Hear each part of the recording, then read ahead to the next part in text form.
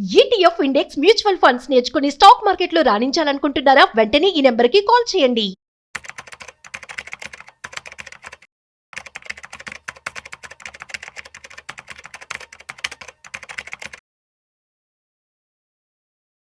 నమస్తే, welcome to Vishnu talks. నేను మీ విష్ణు. ప్రస్తుతంతో పాటు ప్రముఖ స్టాక్ మార్కెట్ అనలిస్ట్ సుందరరామరెడ్డి గారు ఉన్నారు. సార్తో మాట్లాడదాం. సార్ నమస్తే. సార్ నమస్తే అండి. అండ్ ముందుగా మీకు దీపావళి పర్వదిన శుభాకాంక్షలు, అదేవిధంగా ముహూర్త ట్రేడింగ్ విషెస్ కూడా. Thank you sir, wish you the same. And మన పార్టిసిపెంట్స్ అందరికి కూడా హ్యాపీ దివాళీ.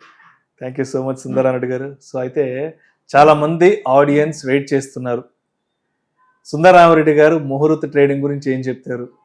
అసలు ముహూర్త ట్రేడింగ్ కి సుందరరామరెడ్డి గారి ప్రిపరేషన్ ఎలా ఉంటుంది, వారి స్టాక్ సెలెక్షన్ ఎలా ఉంటుంది, అండ్ అదేవిధంగా సుందరరామరెడ్డి గారి ముహూర్త ట్రేడింగ్ ఎక్స్పీరియన్సెస్ ఏంటి, ఎలా ఉండబోతున్నాయంటూ కూడా చాలా మంది వెయిట్ చేస్తుంటారు. కాబట్టి ఒక్కసారి అసలు ముహూర్త ట్రేడింగ్ ఇంపార్టెన్స్ గురించి అండ్ ఆ తర్వాత మీ స్టాక్ సెలెక్షన్ గురించి మన ఆడియన్స్ కి షేర్ చేయగలరు? 1957 నుంచి ట్రెడిషన్ బీరిందండి. పర్టికులర్గా అందరికి తెలుసు స్టాక్ మార్కెట్స్ అంటే ఎక్కువ గుజరాతీ అండ్ మరాఠీ వాళ్ళు ఎక్కువ ప్రిఫరెన్స్ ఇస్తారు. వాళ్ళు ఏంటంటే ప్రతి దివాళికి కొత్త అకౌంటింగ్ సిస్టమ్ బీన్ అవుతుంది అనమాట వాళ్ళకి. మనకి తెలుగు ఫెస్టివల్స్ ఉగాది తోటి ఎలా బీన్ అవుతాయి క్యాలెండర్స్, అట్లా వాళ్ళకి దివాళితో బీన్ అవుతాయి అన్నమాట కొత్త అకౌంటింగ్ సిస్టమ్ అంతా. అందుకని ఆ రోజు ఏంటంటే ఇంకా కొత్త అకౌంటింగ్ బుక్స్ ఓపెన్ చేసేసి అండ్ సెంటిమెంటల్ గా అంటే కల్చరల్ గా ఏంటంటే ఆ రోజు స్టాక్స్ కొనేసి డాక్యుమెంటేషన్ బీన్ చేస్తారు, కొత్త పుస్తకాలు, కొత్త ఖాతా పుస్తకాలు. అందుకని దివాళీ రోజు లక్ష్మీ పూజ లాగా స్టాక్స్ ని ట్రీట్ చేయడం అనేది, కొనటం అనేది అది కంపల్సరీ అనమాట వాళ్ళ కల్చర్ లో. అది రాను రాను స్టాక్ మార్కెట్ ఇన్వాల్వ్ అయ్యే అందరికి కూడా అది వచ్చేసింది అనమాట. అందుకని ఈవెన్ కోర్టుకి వెళ్ళి కూడా దీని మీద వాళ్ళు జీవో బాసుకొచ్చారు అనమాట. ఫెస్టివల్స్ కి ఆ రోజు అకేషనల్ ఓపెన్ చేయడం ఏంటి, ఎక్కడ ట్రెడిషనల్ ఏంటి అనేది. చివరి కోర్టు కూడా సంప్రదాయంలో మేము ఏలు పెట్టలేము, ఇది ఎప్పటి నుంచో కంటిన్యూ అవుతుంది కాబట్టి ఇది కంటిన్యూ చేయండి అన్నారు అనమాట. అట్లా ప్రతి సంవత్సరం కూడా ఫెస్టివల్ రోజు మార్కెట్ ఒక 1 hour ఫార్మాలిటీగా ఓపెన్ చేసేసి ఆ రోజు బై చేయడం అనేది 1957 నుంచి వస్తుంది ఇప్పుడు వరకు కూడా. అయితే ఇప్పుడు 2025 స్పెషల్ ఏంటంటే ఎప్పుడు ఈవినింగ్ టైంలో ఉంటుంది బయట పాటు, ఎప్పుడు 6:30 to 7:30. అవును. ఈసారి 1:45 నుంచి మధ్యాహ్నం 2:45 అనమాట. మధ్యాహ్నం ఫస్ట్ టైం ఇండియన్ హిస్టరీలో ఫస్ట్ టైం నాకు తెలిసి. నేను పార్టిసిపేట్ చేసిన తర్వాత నుంచి, అంతకుముందు ఏం జరిగిందో నాకు అంత ఐడియా లేదు కానీ బట్ ఫస్ట్ టైం అనమాట. సో ప్రీ మార్కెట్ అయితే 1:30కి ఓపెన్ అవుద్దండి. అండ్ బట్ 1:45 నుంచి రిటైలర్స్ అలౌ చేస్తారు. సో 1:45 దగ్గర నుంచి 2:45 వరకు అనమాట. కాబట్టి రిటైలర్స్ ఆ టైంలో కొనుక్కోవచ్చు. బేసికల్గా ఏదైనా సరే ఒక సంప్రదాయం పద్ధతి ఏంటంటే ఆ రోజు కనుక స్టాక్స్ కనుక్కుంటే మంచి శుభం కలిగిద్ది. అండ్ ముందు రోజుల్లో లక్ష్మీదేవి మిమ్మల్ని ఆస్వాదించిద్దని అర్థం. అందుకని చాలా మంది అవును, చాలా మంది సెంటిమెంట్లు కొంటారు.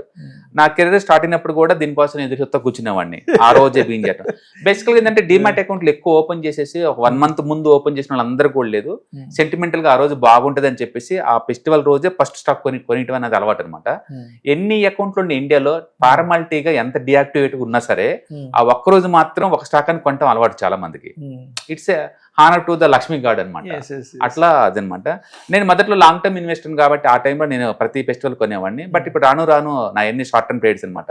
2008 నుంచి నేను లాంగ్ టర్మ్ ఇన్వెస్ట్మెంట్ లిటరల్లీ మానేశాను. ఓన్లీ మ్యూచువల్ ఫండ్స్ తప్ప ఇంకేమీ లాంగ్ టర్మ్ ఉంచుకోనమాట. ఆ టైం వరకు ఏంటంటే ఏదైనా స్టాక్ కొని అంతే ఉంచుకుంటే లాంగ్ టర్మ్ లో మంచి వెల్త్ క్రియేట్ చేసేది అని చెప్పేసి బలంగా నమ్మేవాడిని. అట్లా స్టాక్స్ అంతా ఉంచుకునేవాడిని. అప్పుడు 2008లో ఇన్ఫ్రాస్ట్రక్చర్ స్టాక్స్ చాలా పాపులర్, పర్టికులర్ మన తెలుగు వాళ్ళ కంపెనీస్ చాలా పాపులర్ అనమాట. ఎన్సీసీ ఒకటి, IVRCL ఒకటి, గాయత్రి ప్రాజెక్ట్స్ ఒకటి, ఇట్లా ఇన్ఫ్రాస్ట్రక్చర్లో ఊపుతుంది అనమాట ఆ టైంలో. అందుకని ఆ టైంలో మెజారిటీ నా పోర్ట్ఫోలియో మొత్తం లేదు, ఇన్ఫ్రాస్ట్రక్చర్ స్టాక్స్ మీదే ఉన్నాయి. ఆ టైంకి 2008లో ఎప్పుడైతే అమెరికన్ రిసెషన్ వచ్చేసిందో ఆ వెళ్ళిపోయిన కింద ఇంతవరకు బయటికి రాలి అవి.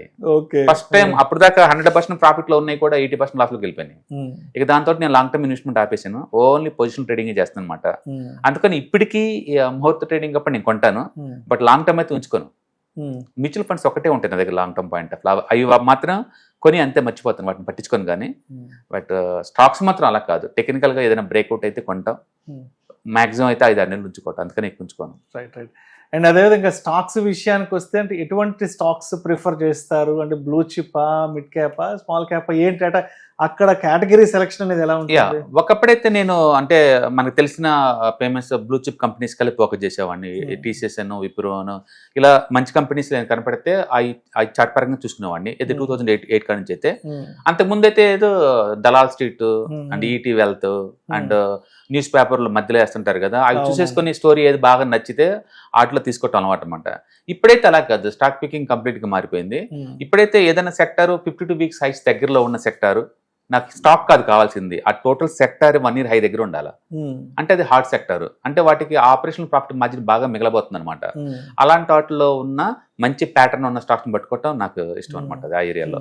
అండ్ ఇప్పుడు ఈ పాయింట్ ఆఫ్ టైంలో అంటే ముత్తూట్ మ్యూచువల్ ఫండ్ ఒకటి బాగుంది, మైక్రో ఫైనాన్స్ ఉంది కదా ముత్తూట్ ఎంఎఫ్, అదొకటి బాగుంది. And even Motilal Oswal stock కూడా బాగుంది. ఈ రెండు బాగుంది ప్యాటర్న్ పరంగా.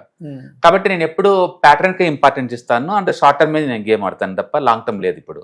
అందుకని మోర్ ట్రేడింగ్ నేను కొంటాను, బట్ లాంగ్ టర్మ్ అయితే కాదు, షార్ట్ టర్మ్ కోసం ఉంచుకుంటాను. ఓకే. సో అయితే అంటే చాలా మందికి ఒక ఓవర్ ఎక్సైట్మెంట్ ఉంటుంది, ముహూర్త ట్రేడింగ్ రోజు ట్రేడింగ్ చేసేస్తే పెద్ద పెద్ద లాభాలు వచ్చేస్తాయి, లేదంటే పెద్ద ఇన్వెస్ట్మెంట్ పెడదాం అని కొంత ఓవర్ ఎక్సైట్మెంట్తో ఉంటారు. కాబట్టి అంటే ఆ రోజు చేయాల్సిన పనులేంటి, చేయకూడని పనులేంటి, ఆ 1 hour సెషన్లో ఎటువంటి జాగ్రత్తలు తీసుకోవాలి? నో, బేసిక్గా చాలా మంది అంటే సెంటిమెంటల్ కొంటారు తప్ప ఆ రోజు సీరియస్ గా పోర్ట్ఫోలియో క్లోజ్ చేయడం లాంటివి ఉండదండి. మిగతా రోజుల్లానే ఆ రోజు కూడా 1 hour గ్యాప్, 1 hour ట్రేడింగ్ ఉన్నా సరే ఒక్కోసారి పాజిటివ్ క్లోజ్ అవటం, ఒక్కోసారి నెగిటివ్ కూడా క్లోజ్ అవుతుంది ఆ ఫెస్టివల్ రోజు కూడా. అందుకని ఖచ్చితంగా పాజిటివ్ క్లోజ్ అవ్వాలి రూల్ ఏం లేదు. రెండోది తక్కువ టైంలో ఉంటాయి కాబట్టి గ్యాప్ అప్ ఓపెన్ అవుతాయి, ఇంకా అక్కడే ఆగిపోతాయి అనమాట స్టాక్స్ మొత్తం కూడా. అండ్ వరల్డ్ మార్కెట్ ఆ రోజు ఎలా ఉంటే అది రిఫ్లెక్ట్ అవుతూ ఉంటుంది తప్ప ఆ రోజు స్పెషల్గా ఏమి ఉండదు మన మార్కెట్. ఎందుకంటే మన రిటైల్ ఇన్వెస్టర్స్కి అంత స్ట్రెంత్ ఏమి ఉండదు. అండ్ ఇన్స్టిట్యూషన్ ఎట్టాగో పార్టిసిపేట్ చేయరు ఆ రోజు లీవ్ కాబట్టి వాళ్ళకి. అందుకని స్టాక్స్ ఏదైనా న్యూస్ ఉన్నాయనేమో గ్యాప్ అప్ తో ఓపెన్ అయ్యి ఆగిపోతాయి. మొత్తం ఏదైనా 1 hour ట్రేడింగ్ కాబట్టి అది సీరియస్ కాకుండా సెంటిమెంటల్ గా 1-2 కొనుక్కోండి. ఏదైనా రెగ్యులర్ రోజు ఏదైతే ఉందో అది కంటిన్యూషన్ అయితే తప్ప ఆ రోజు స్పెషల్ ఏం జరగదు. కాకపోతే కొత్త ఇన్వెస్ట్మెంట్ వాళ్ళకి అది ఒక మెమొరబుల్ థింగ్. అది చిన్నప్పుడు మన సంక్రాంతి ఫెస్టివల్ ఎట్లా గుర్తుండిపోద్దో దానికి అన్నిటికీ మనం లాజిక్ అడగకూడదు. ఆ innocence it self is the beauty అనమాట. అలాగే ఫస్ట్ టైం మీ ఇంట్లో ఎవరన్నా 18 years నిన్న వాళ్ళు కనుక ఉంటే అకౌంట్లు కనుక ఓపెన్ చేస్తే ఫస్ట్ టైం ఆ రోజు కొంటే అది ఒక సెంటిమెంటల్ గుర్తుండిపోద్ది ఎప్పుడు స్టార్ట్ అయింది జర్నీ అంటే. ఫస్ట్ ఇన్వెస్ట్మెంట్ నేను పలానా రోజు మెమరబుల్, ఎందుకంటే లక్ష్మీ కటాక్షం దొరికింది కదా, తప్పేం లేదు. మనం ఒక పక్క సంప్రదాయాన్ని గౌరవించుకుంటూ ముందు పోవటం చాలా ఇంపార్టెంట్. మనం అంత తెలుసు అన్నట్టు సెటిల్ అయ్యడానికి ఏం లేదు ఇక్కడ. అంటే మన సంస్కృతి మనకు అర్థం కానంత కాంపిటేటివ్ ఉంటుంది, అంత బ్యూటీ కూడా ఉంటుంది. అది ఉదాహరణ చూడండి, మన వాళ్ళు భూమిని అమ్మద్దు అంటారు, అమ్మకుండా ఉంటే ఇప్పుడు దాకా కూర్చుకుంటే ఏం జరుగుతుంది మనకు అర్థం ఉంటుంది. కొక్కబెట్లో ఎకరం 100 కోట్లు, 170 కోట్లు, 140 కోట్లు. మనం ఏంటంటే ఎంతకాలం పెరగలేదు కదా మనం అనుకుంటా ఉంటాం. అలాగే గోల్డ్ ఉంచుకుంటే అది స్త్రీధనం కింద ఇస్తా ఉంటారు. వాళ్ళు ఎందుకు ఇస్తున్నారు అనేది 25 లోనే అర్థమైంది మనకి. ఈ రోజు 1,30,000, 1,40,000 10 గ్రాములు అండి. వెండి విషయానికి 2 లక్షలు దాటిపోతుంది. అవును, వాళ్ళు ఎందుకు అది స్త్రీధనం కింద స్త్రీకి పర్మనెంట్ గా ఎందుకు ఇచ్చారనేది మనకి ఇప్పుడు అర్థమైంది. అందుకని కొన్నిసార్లు మనం పూర్వీకులు పెట్టిన పద్ధతులు, ఆ సంప్రదాయాలు, లాజిక్ లో మనకు అందదు. But it's good for society. దాన్ని ఆచరించే వాళ్ళకి ఎప్పుడు మంచి జరిగింది. అందుకని ఆ రోజు సెంటిమెంటల్ గా ఒకటి కొనుక్కోవడం ద్వారా మనకు పోయేది ఏం లేదు. It's memorable thing. అంటే పర్టికులర్ కొత్త అకౌంట్స్ ఓపెన్ చేసే వాళ్ళు మీ ఫ్యామిలీ అనుకుంటే డెఫినెట్గా కొనుక్కోమని సజెస్ట్ ఇస్తాను. అండ్ అదేవిధంగా ఆ రోజు ఫ్యూచర్స్ అండ్ ఆప్షన్స్ చేయొచ్చా, అండ్ ఆ రోజు ఎన్ఆర్ఐలు పార్టిసిపేట్ చేయొచ్చు అంటే కూడా చాలా మంది కొన్ని బేసిక్ క్వశ్చన్స్ అడుగుతారు. చేసుకోవచ్చు అండి. మీరు రెగ్యులర్ ట్రేడింగ్ యాక్టివిటీ ఏదైతే ఉందో ఆ రోజు కూడా కంటిన్యూ చేసుకోవచ్చు. కాకపోతే ఆ రోజు 1 hour ఉంటుంది కాబట్టి వాలటిలిటీ ఎక్కువ ఉంటుంది. మీరు ఎఫ్ఎండ్ జోల్ పోయేవాళ్ళు నెక్స్ట్ రోజు మళ్ళీ హాలిడే ఉంటుంది. అందుకని ఇది అవసరమా అంటే బెటర్ టు అవాయిడ్ అనమాట. ఎందుకంటే ఇది ట్యూస్డే నడుస్తుంది ఇది, and Wednesday holiday, and Thursday తర్వాత మళ్ళీ ఫ్రైడే 2 days, మళ్ళీ వీకెండ్ వచ్చేస్తుంది. కాబట్టి బెటర్ టు అవాయిడ్ అని చెప్తాను. ఫీచర్స్ అండ్ ఆప్షన్స్ లాంటివి అయితే. స్టాక్స్ అయితే సెంటిమెంటల్ ఖచ్చితంగా అందరు కొనుక్కోండి అంటాను, ఎందుకంటే అది మన సంప్రదాయం కాబట్టి. అండ్ రెండోది మిగతా రోజుల్లోనే ఈ రోజులో ట్రీట్ చేయండి అంతే. అండ్ గుర్తుపెట్టుకోవాల్సింది ఏంటంటే మధ్యాహ్నం 1:45 ఓపెన్ అవుతుంది సార్ ఫస్ట్ టైం. ఈవినింగ్ టైంలో ఎంచక్క మనం దివాళీలో వెలుచుకుంటే ఎంజాయ్ చేయొచ్చు. ఎప్పుడైతే అది ఇది కలిపి ఉంటుంది, ఈసారి మొత్తం దీన్ని సపరేట్ చేశారు ఫస్ట్ టైం. అండ్ ఇంకొక విషయం ఏంటంటే ముందుగానే మన బ్యాంక్ అకౌంట్ నుంచి మన ట్రేడింగ్ అకౌంట్ ఆ డిమాట్ అకౌంట్కి అమౌంట్ లోడ్ చేసి పెట్టుకోవాలి. అండ్ ముందే ఎటువంటి స్టాక్స్ కొనాలనుకుంటున్నావు ఏంటి అనేది కూడా ఒక 3-4 days ముందే ఒక పెన్ను పేపర్ తీసుకొని దానికి సంబంధించిన కొంత వర్కౌట్ చేసుకొని మన అడ్వైజర్ని సంప్రదించి దాంట్లో ఉన్న లాభ నష్టాలు ఏంటి, రిస్క్ అపటైట్ ఏంటి అనేది కూడా ఒక 3-4 డేస్ బిఫోరే మనం చేసుకుంటే ఆ రోజు మధ్యాహ్నంకి హడావిడి లేకుండా, టెన్షన్ లేకుండా మనం ప్రశాంతంగా కూడా ఆ రోజు ముహూర్త ట్రేడింగ్ ఈవెంట్ లో పార్టిసిపేట్ చేయొచ్చు. అవును. సో October 21 21 మధ్యాహ్నం October. 1:45 నుంచి అండ్ 2:45 మధ్యలో ముహూర్త ట్రేడింగ్ అనమాట. శాంపిల్ కోసం అయినా సరే, సెంటిమెంట్ కోసం అయినా సరే, తలా ఒక స్టాక్ మీకు నచ్చింది మీరు కనుక్కోండి. Sir thank you sir, thank you so much Sundara Reddy గారు.